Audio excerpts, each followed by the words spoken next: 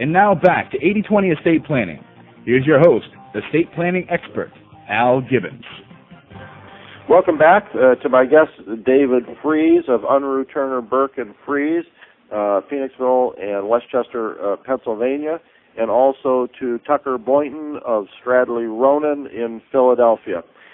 Gentlemen, we've been talking about generation skipping trusts and so forth, and let's talk a little bit. Tucker, is there a difference? I hear these terms, generation skipping trusts. Is there a difference between a generation skipping trust and what's known as a dynasty trust? I think there's a general difference that most lawyers would recognize, and that lies in the term of the trust. When we use the word dynasty trust, we mean a trust that's going to continue a really long time. We mean a trust that's probably going to continue for 99 years, or in Delaware it can go forever. In a state like Pennsylvania, it's the rule against perpetuities, a life in being in 21 years. We mean something's going real long term. A generation-skipping trust doesn't have to go real long. It just has to avoid taxation or control in the hands of the next generation. So it may only go for 30 years or 40 years. Grandchildren may receive benefits when children die, and the trust may end. In a dynasty trust, it's continuing and continuing. Okay. Now, you brought up a good point here. It's different in Pennsylvania than it is in Delaware. So there seems to be a state issue here. Is situs, is the location where a trust is implemented, is that important? Oh, absolutely. I mean, you get different, not only rules about how long a trust may exist, but you get different tax rules too.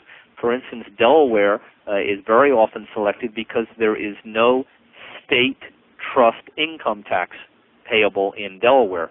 Most other states do have an income tax for trusts and estates. Delaware does not. So very often there is a reason to choose one location over another. And so what, if someone had substantial wealth, David, it seems to me, I've been in situations where advisors ask questions, and they say something like, well, we want to take care of your kids, and we'll make sure that your kids take care of your grandchildren. Of course they will, but you don't care about a trust going on forever, do you? And of course you get an answer where someone says, no, I don't want a trust going on forever. What are the positives and negatives of having a trust go on forever, a dynasty trust, for example? Mm-hmm. Well, what you're talking about is, at the first level, Al, is a kind of a bias by the planner that they're passing on to their client. They're making a suggestion about what the client should do without really exploring what the client wants. If a client comes to me and says that passing assets to their family at the lowest possible level of taxation is important to them, I really need to at least explain generation skipping to them, because it may be that they're thinking about just doing that in their estate, but if I can show them a way that these assets, or at least a large portion of them, or even the growth on a large portion of them, is not going to be taxed in their children's estate, or in the case of a dynasty trust, perhaps for many generations, it's pretty easy to show them the math that this can work out to, depending on their level of wealth, millions of billions of dollars. So give me an example. Are you saying that do you show them a column that says, well, if you leave it this way, this is what the money is worth 100 years from now, and if you leave it this way, in a dynasty trust, it might be worth this? I mean, how do you do that? Yeah, that's one very effective way to do it. And a lot of times what you'll hear people say is, and it's going back to your initial facts here, is, well, I don't want my children to miss out on the use of the money. But we can solve that problem. A dynasty trust can provide very liberally for each generation to have use of it. But it's drafted usually in a way where it will not be taxed in their estate. We can even give... So wait a minute, you're saying that it can benefit all the generations going down and not be taxed. Yeah, and you can. So why wouldn't someone do that? Well, Tucker, you deal. Tucker, right. Tucker laughed first. He should answer. Yeah, Tucker, you deal with people with very, very substantial wealth, as does Dave. Why would people not do that? Well, often people don't want to try and make plans for generations they don't know. That makes sense. If you're younger in your 40s and you have some children and you have these tax planning advantages possibly for grandchildren who haven't been born, you may be willing to do that. But in terms of setting up the dynasty trust for great-grandchildren and great-great-grandchildren, you often wonder, and the client often wonders, well, I'm never going to know these people. Why should I be doing something to make their life that easy?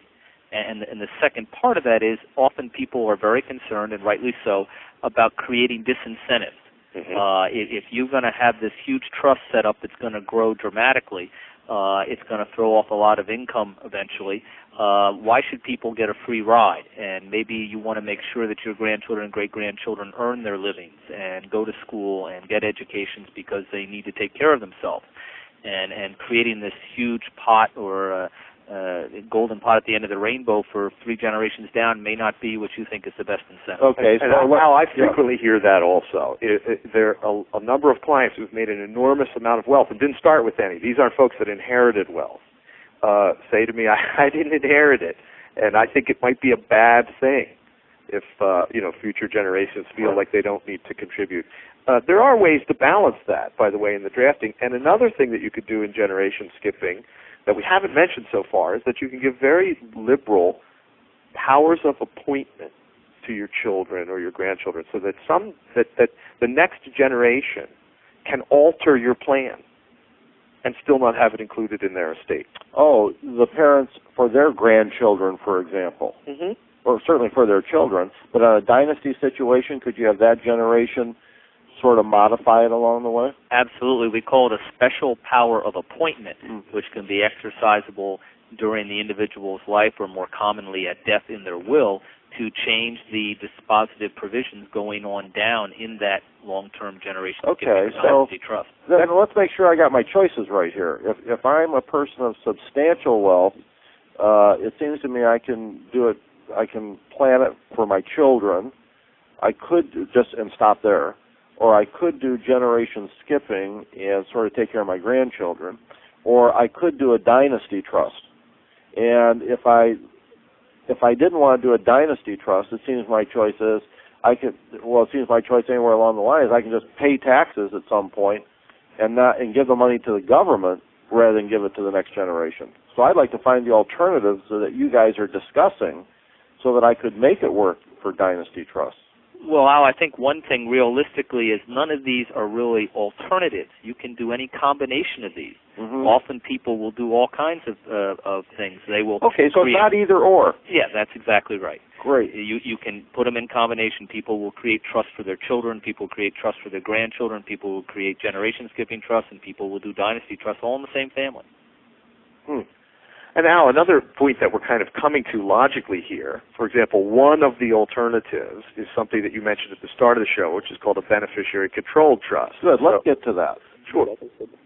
One of the things that can happen there, and I'll just describe it very briefly, is that you could put assets into a trust for a child. You give the child the liberal right to use them. The child can even be one of the trustees of the trust. And they can grow and be used and protected from creditors' claims of that child or divorce claims of that child, and then ultimately pass tax-free to your grandchildren or to whomever that child designates in what Tucker described as a special limited power of appointment. Okay, I don't want to rush this because now we're at the heart of some very important things. And why don't we take a break now, and Tucker and David, let's come back and talk, maybe give me some examples, and our listeners some examples of how that might work in real life. And let's do that right after the break. Sure. 80/20 Estate Planning will return after these short messages. Mortality. Who dwells on it? But when it comes to planning your estate, it's never too early to start. For smart ways to get the most from your estate and planning team, you need to hear Al Gibbons, creator of the heralded 80/20 Estate Plan. Implement 80% of the planning you need in 20% of the time it normally takes. From A to Z in 60 days. Contact AEG Financial Services today at 610-917-8940 or email them at algibbons@algibbons.com for more information about Al's expert services and related products. Al Gibbons of AEG Financial Services is a highly respected expert in the complicated and often confusing world of estate planning. Put his years of experience in dealing with real situations to work for you. Contact AEG Financial Services today. Call 610-917-8940. That's 610-917-8940. Or email algibbons@algibbons.com. I'm Angela McBride. I'm a parent of 3 special needs children and president of the Parent Advisory Council of Children with Special Needs in Newark, New Jersey.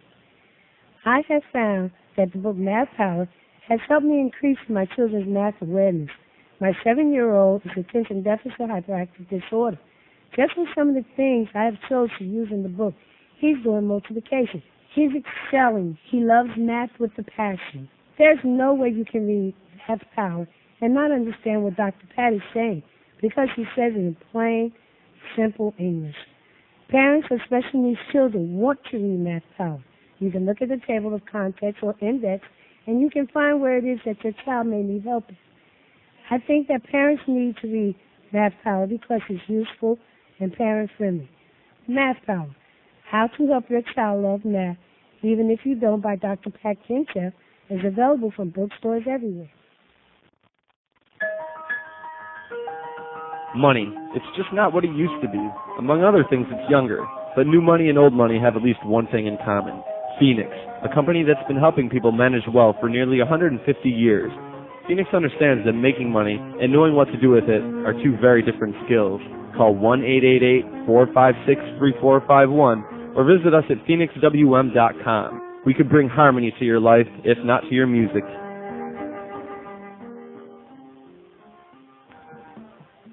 Your appointment has been confirmed for Wednesdays at noon till 1 p.m. with Dr. Ellen Brownstein and... Doctor's office, may I help you? Dr. Brownstein is a neurologist and is prepared to answer your questions and discuss such topics as MS, Parkinson's disease, Alzheimer's, migraines, strokes, and many more. This program is sure to inform and astound you. That's... Doctor's office, may I help you? Wednesdays at noon, right here on Your Talk Alternative, 990 WALA.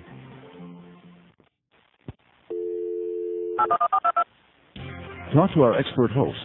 In the Providence area, call 621-WALE.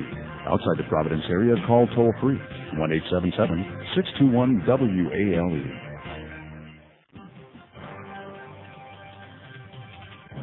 And now back to 80/20 estate planning.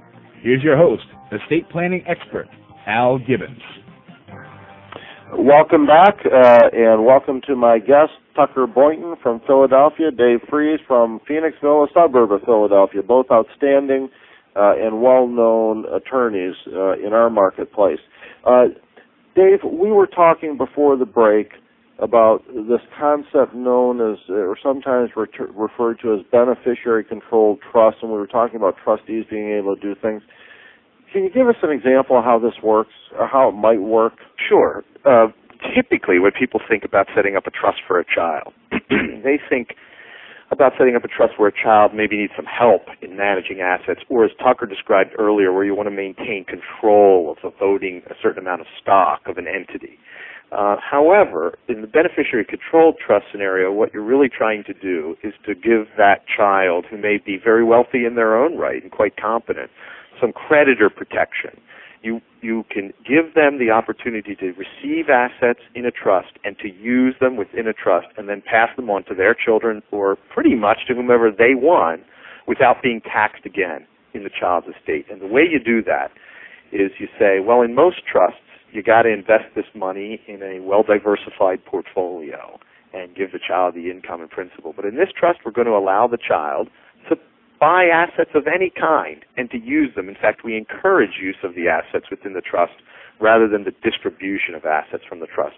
So, for example, if a child inherited a large sum of money and they wanted to buy a sure home, rather than taking the money out of the house and buying a sure home, they would buy the sure home in the trust. Now, in traditional trust law, that causes some problems if the grandchildren are entitled to the money ultimately, and they come to the children and they say, hey, how come you're buying a shore house? We think you should keep this invested. But if you use Tucker's special limited power of appointment, you could give the child generation the power to change who it goes to. And so that quickly makes the grandchildren behave themselves.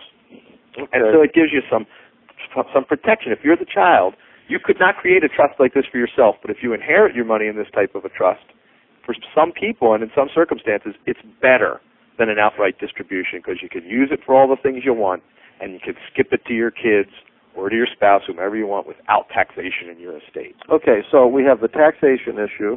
Additionally, it looks to me as though there's a concentration or a reason for trust, and what we're talking about here is asset protection.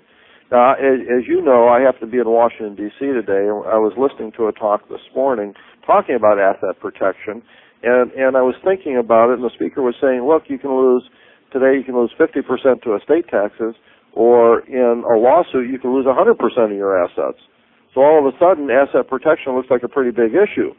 It looks like divorce or in generations down the line, if you want to protect those assets against divorce proceedings and stuff, that could also be the case. It's a very powerful motivator for a lot of clients. In some cases, it's more powerful than the tax motivation. Yeah. I have had a lot of clients say to me, my net worth is under $10 million. If we get a big increase in the unified credit, I don't need this trust for my husband or wife anymore. The truth of the matter is they might still want that. Very important point. This isn't just about whether we have an estate tax going forward or we don't. There's still a place for trusts in estate planning. Always. I mean, you're looking at wealth preservation as well as control, as well as insulation from creditors. I mean, there are just many facets here that will go hand in hand with proper planning, regardless of the tax motivation.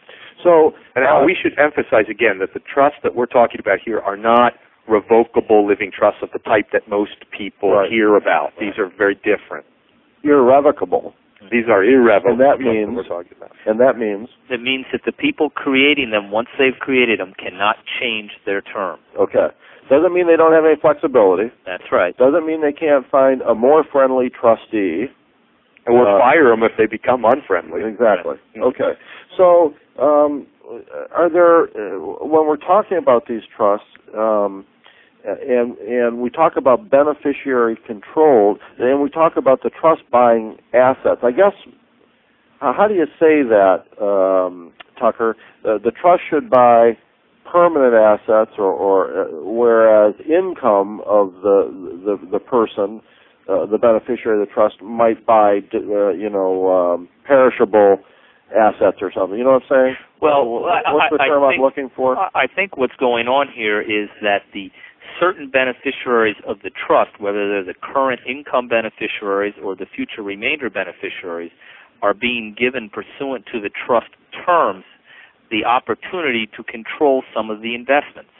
So that if the income beneficiary wishes to have a shore property or a vacation parcel of real estate as a trust asset, rather than having to take care of that themselves, they can tell the trustee, you need to buy this asset, and the other beneficiaries of the trust can't complain because the instrument has given this power to the income beneficiary to control the asset acquisition. Exactly, and Al, I think you're right. That beneficiary would not buy an automobile or a rapidly depreciating asset. Okay, that's what I meant. Right. They would use their own. Yeah, they'd use their own money to do that. Another way that you can use these trusts to give you some flexibility, for example, if a beneficiary, like Tucker was just talking about, didn't have sufficient income to educate their children, they might want to spring some of the principal out of this trust. Mm-hmm. Well, the trustee, there'd be an independent trustee usually that could give them that money, and that trustee has the option to give it to them outright, or they could make them a loan and secure that loan on their house. Mm-hmm. And in that way, again, there would be an element of creditor protection, because if everything went really badly for that person and they had to declare bankruptcy, the trustee could bring their house back into this type of beneficiary-controlled trust. They'd execute on the mortgage. Well, it sure sounds like these are living, flexible, breathing vehicles, and they can achieve a lot of the goals that our clients have. Let's talk more about it. Let's take a break here. Let's talk more about it right after the break. 80/20 Estate Planning will return after these short messages. Mortality. Who dwells on it? But when it comes to planning your estate, it's never too early to start. For smart ways to get the most from your estate and planning team, you need to hear Al Gibbons, creator of the heralded 80/20 Estate Plan. Implement 80% of the planning you need in 20% of the time it normally takes. from A to Z in 60 days. Contact AEG Financial Services today at 610-917-8940 or email them at algibbons@algibbons.com for more information about Al's expert services and related products. Al Gibbons of AEG Financial Services is a highly respected expert in the complicated and often confusing world of estate planning. Put his years of experience in dealing with real situations to work for you. Contact AEG Financial Services today. Call 610-917-8940.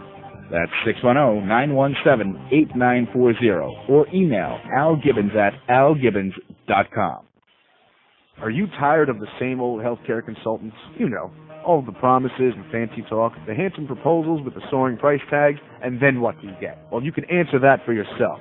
Gibson Fisher is not your typical consulting firm. Gibson Fisher is made up of a team of practice directors who are widely recognized as experts in their fields, with many years of real-world experience, both as internal executives and external change agents. Gibson Fisher combines the strengths of its practice directors into a powerful team that can help organizations create compelling strategic and business plans, perform organizational development and design, develop leadership and management skills, and design and implement training and performance improvement systems. Their work is always customized to your needs, not some cookie-cutter approach. When you get to know them, their list of very satisfied clients, and their work, you'll come to know, as others have, that the change leaders of Gibson Fisher know what they're doing and that they do it for a fair price. Give them a call today at 800-752-0283. That's 800-752-0283. Or email them at info@gibsonfisher.com. That's info@gibsonfisher.com. Today's money. It's not just who you are, it's what you're made of. It's not just having a name, it's making one. Not just being, but creating. In fact, 8 out of 10 today's millionaires aren't inheriting their money, they're earning it.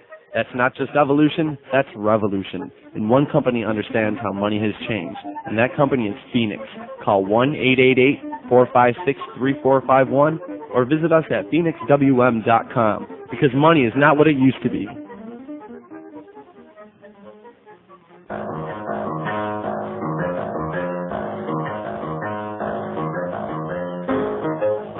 Are you having constant problems with your pet, like carrying up the furniture or going to the bathroom where they're not supposed to?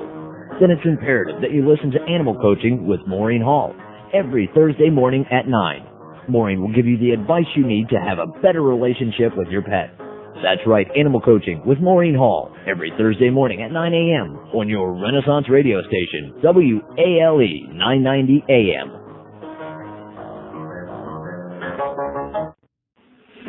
You're listening to Southern New England's Talk Alternative, offering the most unique programming. 990 WALE Renaissance Radio. And now back to 80/20 Estate Planning. Here's your host, estate planning expert, Al Gibbons. Welcome back. Welcome back, David Fries of Unruh, Turner, Burke, and Fries, an outstanding estate planning attorney with offices in Phoenixville and Westchester, Pennsylvania, both suburbs of Philadelphia. And welcome back to Edwin R. Tucker Boynton of Stradley, Ronon, one of the premier firms in Philadelphia. Thanks, gentlemen, for being with us. We were talking about trust, and I guess the first point I want our listeners to really take with them is, based on our conversation today, these vehicles, these trusts that we've talked about, these aren't your grandfather's trusts. These things have really come a long way. There's a lot of flexibility. They're living vehicles. Any comments on that? Go ahead, Dave. Well, I agree. A lot of thought has gone into this. The fact that the generation skipping transfer tax went into effect has caused attorneys to re-examine intergenerational planning. And the bottom line is you could save a lot of taxes through the years and maintain a great deal of flexibility. Yeah, I think that's awesome. And I don't think our clients need to be as long as they're dealing with what Tucker was referring to earlier, dealing with professionals who have some experience at the other end and can anticipate some of the issues that will come up. And I think that was a very important point, Tucker. Let me ask, Tucker, how about this question? I'm in Washington, D.C. today. We actually have met with some senators. We're talking about estate tax issues and life insurance issues and other tax issues.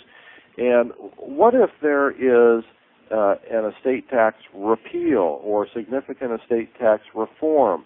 How are people doing planning now? Well, I think it's very important in talking to your clients now to make them aware that no matter how bright we'd like to be, we can't predict what Congress is going to do. And we have to sort of take a heads-up approach.